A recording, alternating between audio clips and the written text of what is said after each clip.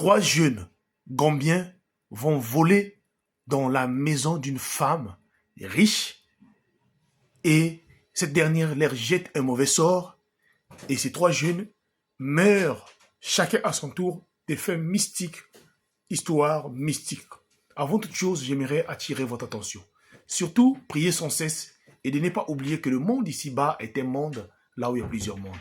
Alors, ne prenez jamais ce qui n'est pas vous et surtout le vol n'est pas une bonne chose. Écoutez cette histoire, ça se passait en octobre 2021.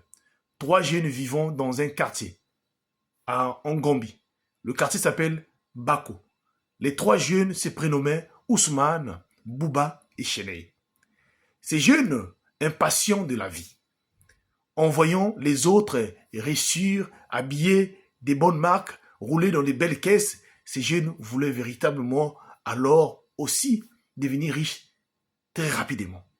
Voilà, parmi les trois, Ousmane avait entendu qu'il y avait une femme qui s'appelle Jama, qui vivait dans une villa à Cap-de-Pointe.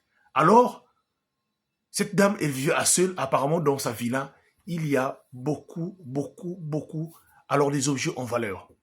Voilà comment Ousmane va brancher ses collègues, donc Bouba et Chéni. Malgré, voilà, le refus de Chéni, mais les deux vont finir par convaincre Chéni afin que Chéni puisse les accompagner.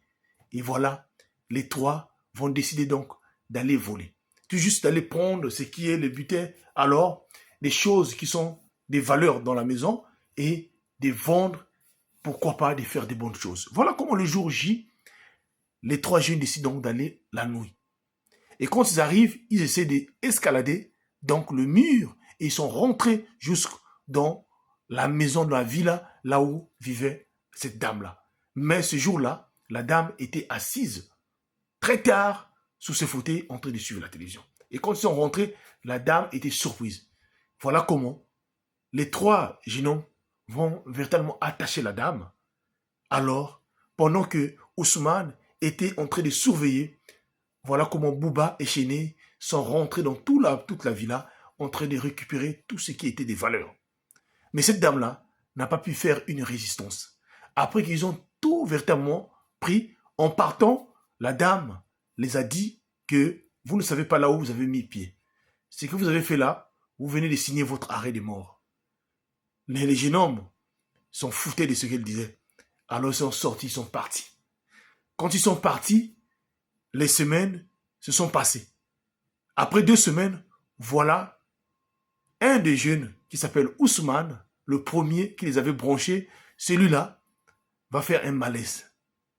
Un malaise que les gens n'ont pas compris. Et suite à ce malaise-là, quand on l'emmène à l'hôpital par ses parents, Ousmane meurt. Au début, aucune personne ne comprenait. Voilà, suivi de Bouba. Après tout juste l'enterrement de Ousmane, Bouba commence à faire des rêves bizarres. Dans ces rêves-là, il voyait maintenant la vieille dame, dans la dame là où ils étaient partis cambrioler. Et voilà un jour où Bouba décide donc d'expliquer à Chéné que ça fait un bout de temps qu'il lui, il est en train de voir la dame dans ses rêves. Et Chéné aussi voyait pareillement. Mais alors, aucune personne ne pouvait, on va se dire, est-ce que c'était cette dame-là. Les jours se sont passés, tout juste après l'enterrement de Ousmane, Bouba aussi venait aussi de faire une crise cardiaque, voilà, décédé. Et les gens commençaient à en parler dans le quartier des Bako. Comment les trois jeunes qui marchent ensemble, deux meurent à la fois, dans pratiquement dans les mêmes circonstances, il y a quelque chose qui ne va pas. Alors, Chéné, en voyant que les deux sont déjà partis, alors il se dit qu'il y avait un problème. Au lieu de dire même à ses parents, d'expliquer même à son entourage, il décide lui-même d'aller chercher à consulter un marabout. Et arrivé là-bas, le marabout va lui dire que si vos amis sont décédés, c'est à travers ce que vous avez fait, le vol que vous avez fait. Le jour où vous êtes parti voler auprès de la dame, vous avez réveillé des esprits. La dame là, c'est une sorcière. Et par la suite, elle vous a jeté un mauvais sort. Et même toi, tu es là, tu finiras peut-être dans quelques jours de passer. Voilà. Chéné, en écoutant cela, au lieu même de dire à ses parents, il décide de garder cela. Mais sauf que, après quelques jours, ce dernier-là fait un petit malaise. Et dans ce malaise-là, quand ses parents l'emmènent à l'hôpital, ces derniers, en voyant que la mort était proche, décident donc de tout cracher le morceau, d'expliquer à ses parents. Mais ses parents l'ont dit, mais pourquoi tu ne nous avais pas dit ça avant? On devait peut-être trouver des solutions. Mais c'était là, trop tard. Voilà comment les 3 jeunes décèdent par la suite. Et la chaînée aussi meurt. C'est pour vous dire quoi? Il faut faire attention. De ne pas prendre des choses qui n'est pas vous. Le vol n'est pas une bonne chose. Quand vous allez voler dans la maison d'une personne ou chez quelqu'un, vous ne vous rendez pas compte des conséquences. Et cela peut être des conséquences à long terme. Alors faites attention. L'homme mangera à la sueur de son front.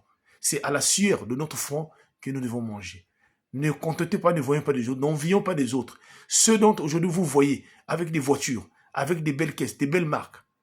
Hier, ils ont galéré.